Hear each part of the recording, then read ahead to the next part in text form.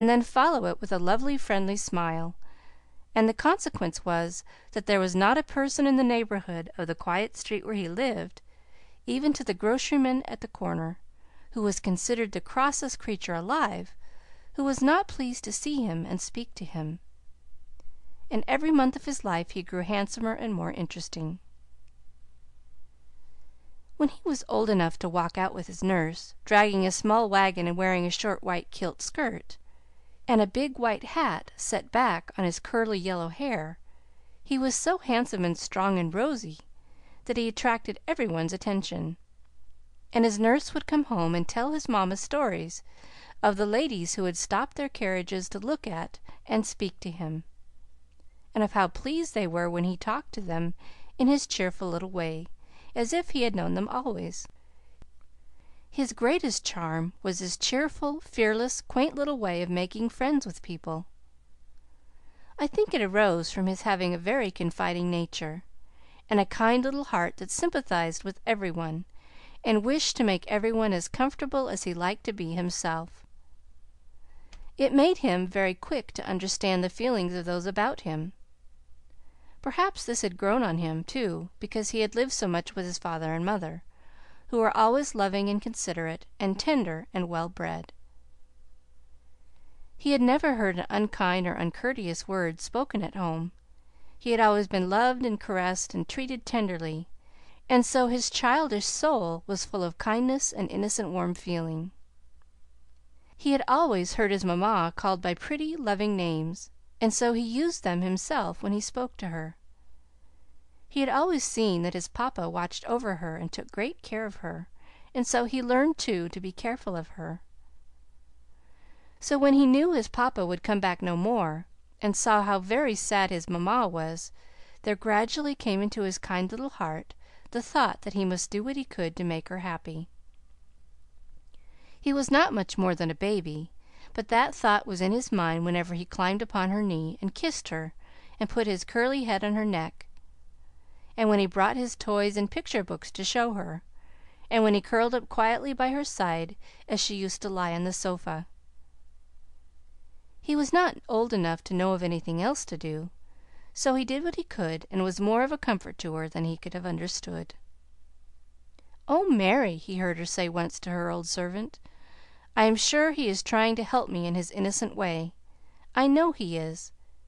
He looks at me sometimes with a loving, wondering little look, as if he were sorry for me, and then he will come and pet me or show me something.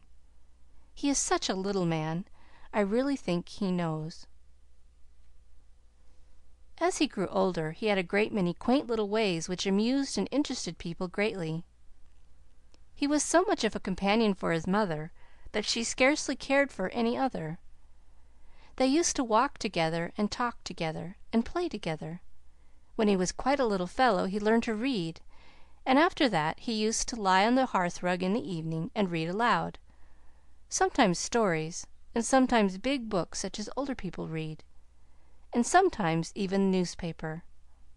And often at such times Mary in the kitchen would hear Mrs. Errol laughing with delight at the quaint things he said. "And indade," said Mary to the groceryman, "nobody could help laughin' at the quare little ways of him, and his old fashioned sayin's. Didn't he come into my kitchen the noight the new President was nominated, and shtand afore the fire, lookin' loike a picture, wid his hands in his shmall pockets, and his innocent bit of face as serious as a judge? And says he to me, 'Mary,' says he, 'I'm very much interested in the 'lection,' says he. 'I'm a publican, and so is Dearest. Are you a publican, Mary?' 'Sorra a bit,' says I. 'I'm the bist of Dimocrats.' And he looks up at me wid a look that 'ud go to your heart, and says he, 'Mary,' says he, 'the country will go to ruin.' And niver a day since thin has he let go by widout arguin' wid me to change me politics." Mary was very fond of him, and very proud of him, too. She had been with his mother ever since he was born, and after his father's death had been cook and housemaid and nurse and everything else. She was proud of his graceful, strong little body and his pretty manners, and especially proud of the bright curly hair which waved over his forehead and fell in charming lovelocks on his shoulders. She was willing to work early and late to help his mamma make his small suits and keep them in order. "'Ristocratic, is it?" she would say. "Faith, and I'd loike to see the child on Fifth Avenoo, and looks loike him and shteps out as handsome as hisself, and ivery man, woman, and choild lookin' after him in his bit o' black velvet skirt made out o' the missus's old gownd, and his little head up, and his curly hair flyin' and shinin'. It's loike a young lord he looks." Cedric did not know that he looked like a young lord. He did not know what a lord was. His greatest friend was the groceryman at the corner, the cross groceryman who was never cross to him. His name was Mr. Hobbs, and Cedric admired and respected him very much. He thought him a very rich and powerful person. He had so many things in his store, prunes and figs and oranges and biscuits, and he had a horse and wagon. Cedric was fond of the milkman and the baker and the apple woman, but he liked Mr. Hobbs best of all, and was on terms of such intimacy with him that he went to see him every day, and often sat with him quite a long time, discussing the topics of the hour. It was quite surprising how many things they found to talk about. The 4th of July, for instance. When they began to talk about the 4th of July, there really seemed no end to it. Mr. Hobbs had a very bad opinion of the British, and he told the whole story of the Revolution, relating very wonderful and patriotic stories about the villainy of the enemy and the bravery of the Revolutionary heroes, and he even generously repeated part of the Declaration of Independence. Cedric was so excited that his eyes shone and his cheeks were red and his curls were all rubbed and tumbled into a yellow mop. He could hardly wait to eat his dinner after he went home, he was so anxious to tell his mamma. It was perhaps Mr. Hobbs who gave him his first interest in politics. Mr. Hobbs was fond of reading the newspapers, and so Cedric heard a great deal about what was going on in Washington, and Mr. Hobbs would tell him whether the President was doing his duty or not. And once, when there was an election, he found it all quite grand, and probably but for Mr. Hobbs and Cedric the country might have been wrecked. Mr. Hobbs took him to see a great torchlit procession, and many of the men who carried torches remembered afterward a stout man who stood near a lamp post and held on his shoulder a handsome little shouting boy, who waved his cap in the air. It was not long after this election, when Cedric was between 7 and 8 years old, that the very strange thing happened which made so wonderful a change in his life.